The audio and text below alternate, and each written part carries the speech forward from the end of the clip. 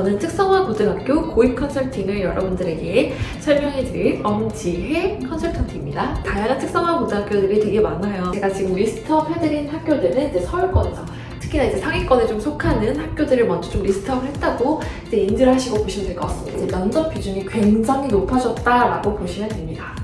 자, 지금 제가 기출 문제를 조금 이렇게 좀 뽑아왔는데 이제 기본 기출이 있어요.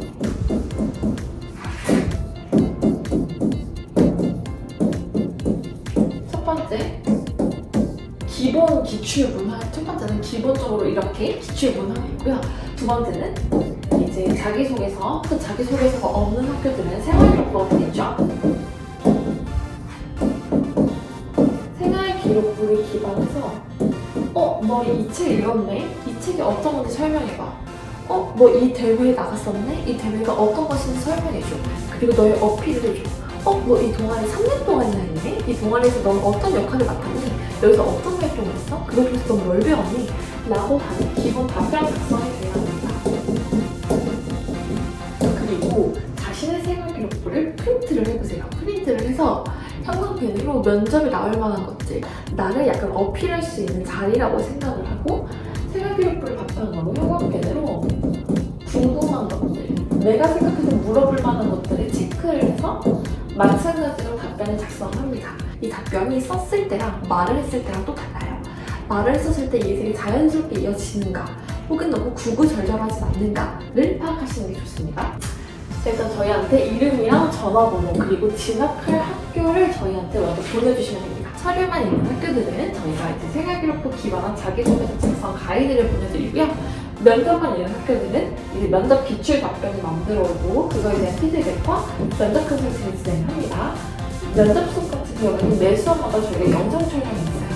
지금 온라인으로 보시고 있는 이 영상에서 설명을 드릴 수 있는 방송처럼 학업기획서 문항 분석과 면접 기출 문항을 분석해 드리는 거고요. 이제 제가 예시로 서울인터넷고등학교 거를 가져왔어요. 따끈따끈한 2023년 자기소개서 문항이고 중학교 재학 기간 중 자신의 진로 및 지원학과와 관련된 경험을 구체적으로 작성하시오.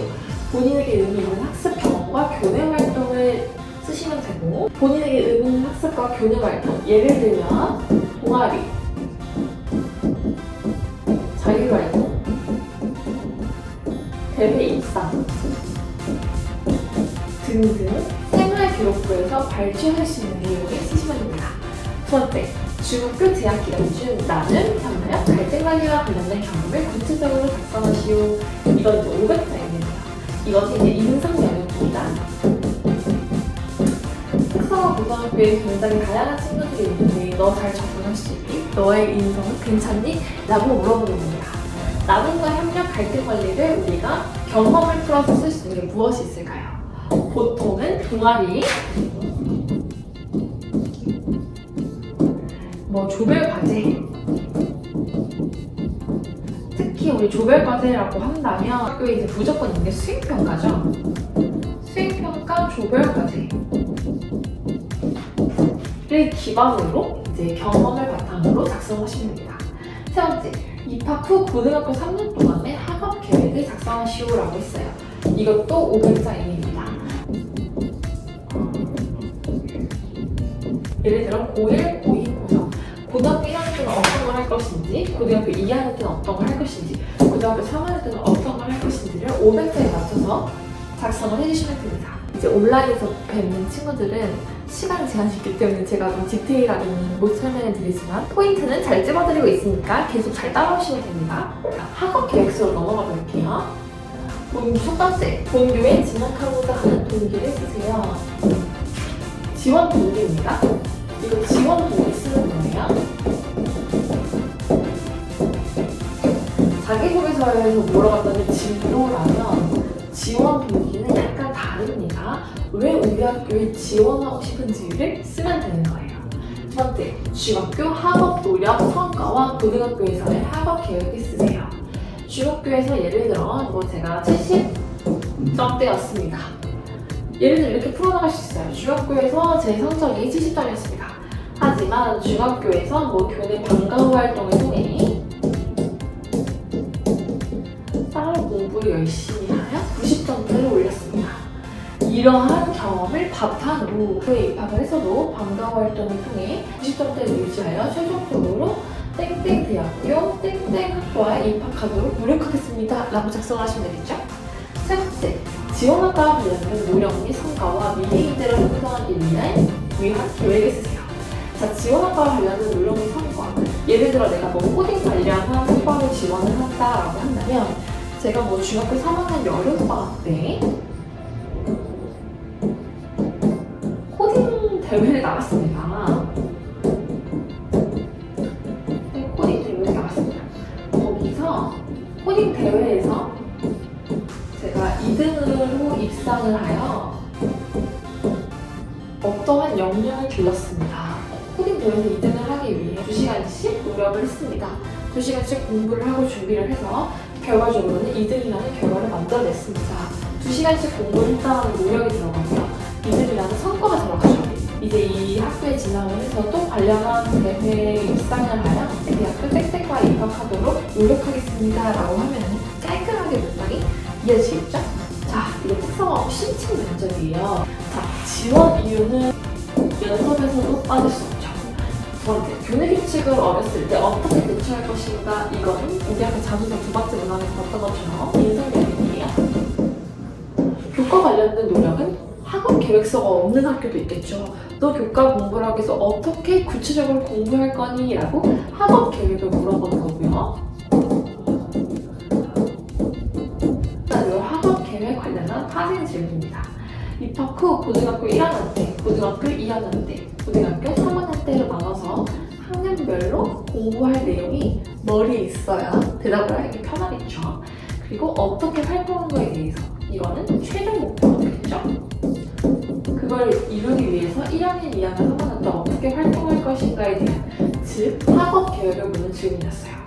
이제 좀 러프하게 물어볼 수 있는 게 생활기록부를 보고 인상 깊었던 책, 뭐 자신의 롤모델 이런 거 충분히 물어볼 수 있겠죠.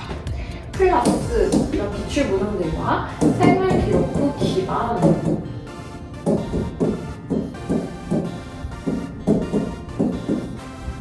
예상 질문이 나올 수 있어요.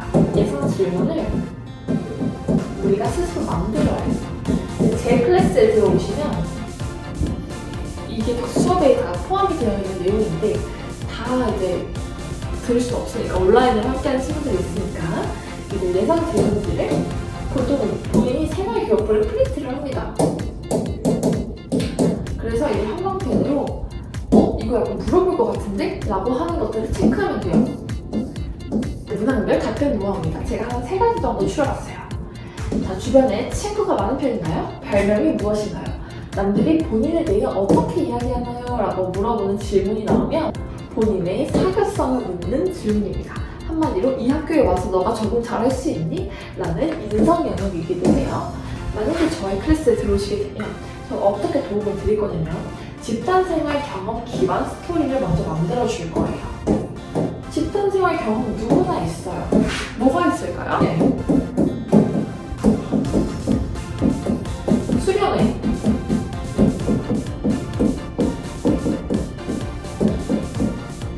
집단생활을 우리가 해본 거죠. 그리고 공동체 구성원으로서의 자질이 갖춰져 있는지. 두 번째, 파트너십. 예를 들어 내가 반 회장이었어요. 예를 들어 내가 만약에 반 회장이면 수학여행에 가서 우리 1등을 위해서 열심히 해서 리더십을 보여서 뭐 우리 반 1등했다. 뭐 이렇게 뭐 반대항 피구 대회를 했는데 그때 마침 회장이 담임 선생님이 잠깐 부르셔서 내가 대신 조금 이끌어 나가야 했다. 라고 해서 뭐 팔로워십을 좀 쓸 수도 있고 집단생활 경험은 사실 무궁무진합니다. 수학여행이랑 수련을 잘 이용해보세요. 만약에 이제 혼자 준비하시게 되면 사회에서 많이 멈추실 거예요. 하지만 우리는 타 지원자 대비 돋보여야 뽑히는 거죠. 그렇기 때문에 포인트로